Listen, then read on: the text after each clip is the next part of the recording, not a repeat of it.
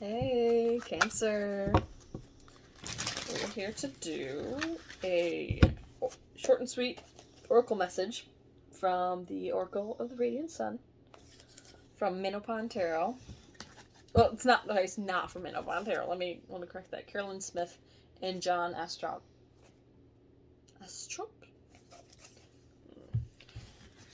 But I've been coveting it on another reader's channel. It's an interesting deck.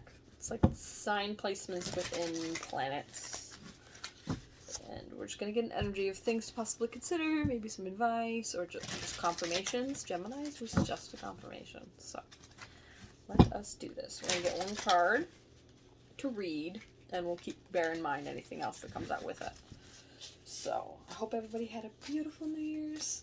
I'm leaning back because I have dog on my lap. She's being really good, so we'll just let her be where she wants to be, nice and cozy.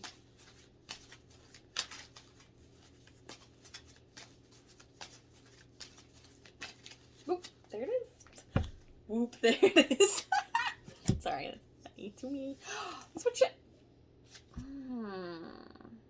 Maybe you're Cusper with Gemini.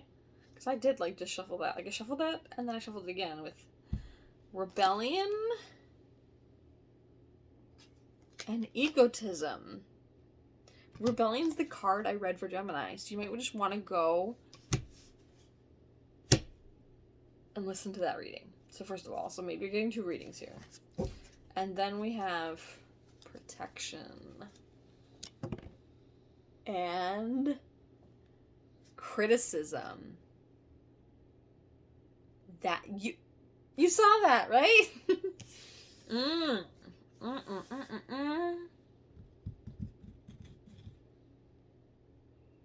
is so interesting.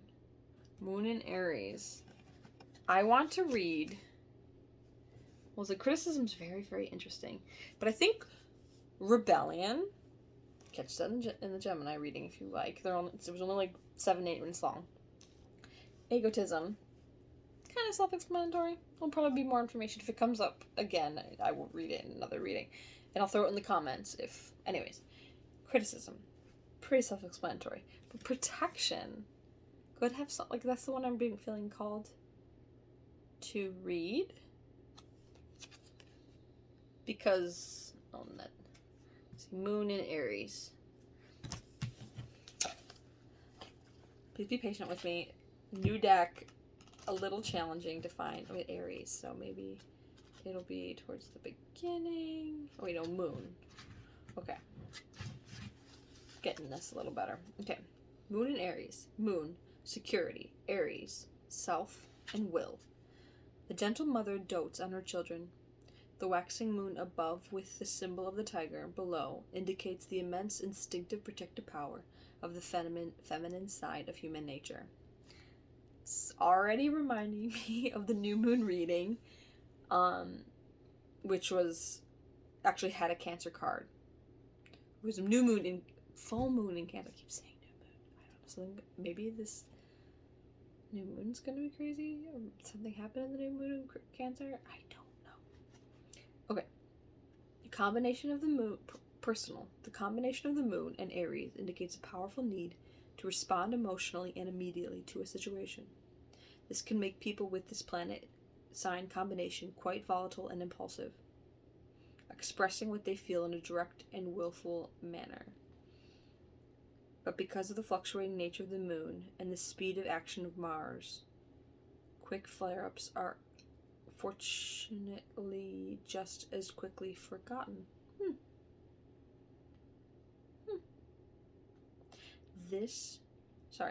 The person this card describes has feelings that are strongly colored by early childhood conditioning and an intense need to protect and defend anything that represents family.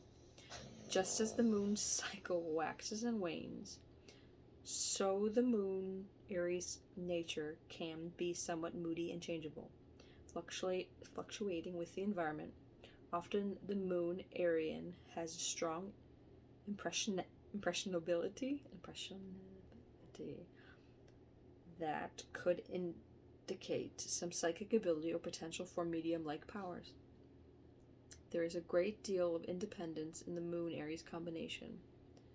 But if the negative side takes over, this card can describe an emotional bully. The Moon Aries need for recognition could also lead to approval seeking. In a reading, this card might suggest that the questioner watch that sympathy. Let me start that over. Sorry. In a reading, this card might suggest that the questioner watch that sympathy with another's predicament does not leave him or her vulnerable to manipulation. One could find oneself having to protect one's position. The card may indicate a link with the questioner's talent for buying property or running a business from home, events, defensive action, maternal instinct, business enterprise, arguments over property, reluctantly moving, family upsets or responsibility. Well, shit. That is not really what I anticipated with protection, I have to say. Like, I would have assumed... There was part of me being like... There's a sliver of me being like, why are we reading protection? Because that also seems pretty self-explanatory. Oh, wow.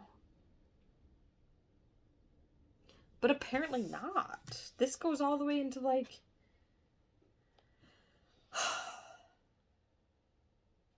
assessing one's capacity to be compassionate when others are the one struggling, or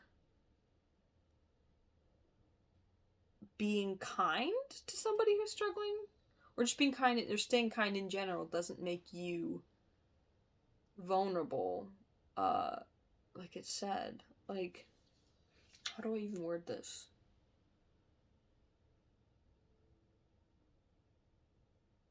Like, I don't know, maybe you're feeling taken advantage of in a way when it comes to caring about people?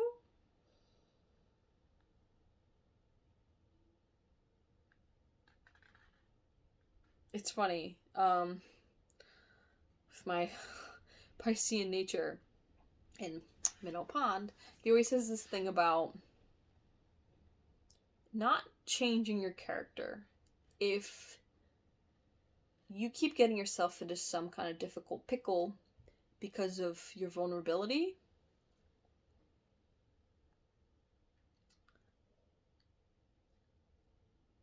sometimes that's okay. Sometimes valuing those soft, gushy, beautiful parts of you will sting. Sometimes. But changing your nature will hurt yourself so much more deeply than momentary yuckiness that involves other people. So staying true to yourself, even when it's complicated sometimes, might be the better course of action. Or something to consider. I know. Something to consider. But I'll leave that to you. I love you, and I'll see you again. Possibly next week, doing a more in-depth reading, since these are short and sweet. See you later. Bye.